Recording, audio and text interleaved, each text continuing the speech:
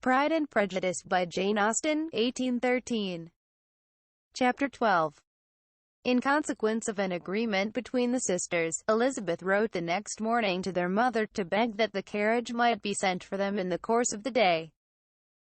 But Mrs. Bennet, who had calculated on her daughters remaining at Netherfield till the following Tuesday, which would exactly finish Jane's week, could not bring herself to receive them with pleasure before. Her answer, therefore, was not propitious, at least not to Elizabeth's wishes, for she was impatient to get home. Mrs. Bennet sent them word that they could not possibly have the carriage before Tuesday. And in her postscript it was added, that if Mr. Bingley and his sister pressed them to stay longer, she could spare them very well. Against staying longer, however, Elizabeth was positively resolved. Nor did she much expect it would be asked. And fearful, on the contrary, as being considered as intruding themselves needlessly long, she urged Jane to borrow Mr. Bingley's carriage immediately, and at length it was settled that their original design of leaving Netherfield that morning should be mentioned, and the request made. The communication excited many professions of concern, and enough was said of wishing them to stay at least till the following day to work on Jane. Until the morrow their going was deferred.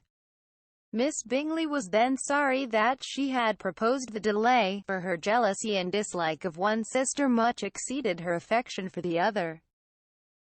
The master of the house heard with real sorrow that they were to go so soon, and repeatedly tried to persuade Miss Bennet that it would not be safe for her, that she was not enough recovered.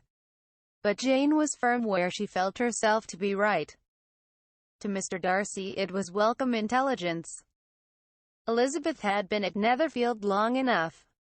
She attracted him more than he liked.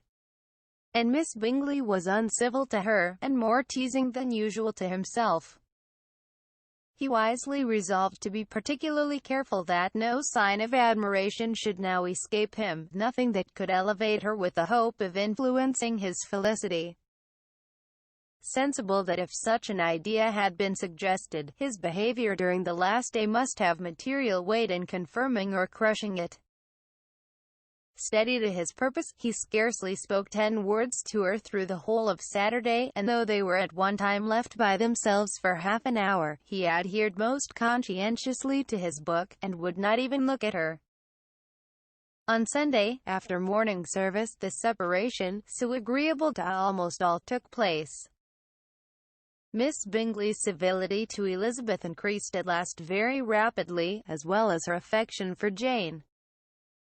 And when they parted, after assuring the latter of the pleasure it would always give her to see her either at Longbourn or Netherfield, and embracing her most tenderly, she even shook hands with the former, Elizabeth took leave of the whole party in the liveliest of spirits.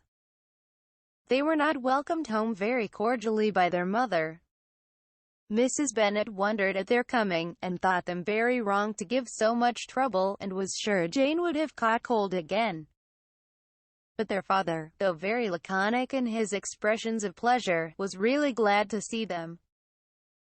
He had felt their importance in the family circle.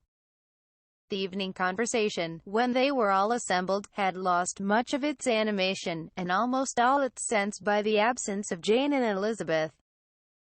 They found Mary, as usual, deep in the study of thorough base and human nature, and had some extracts to admire, and some new observations of threadbare morality to listen to.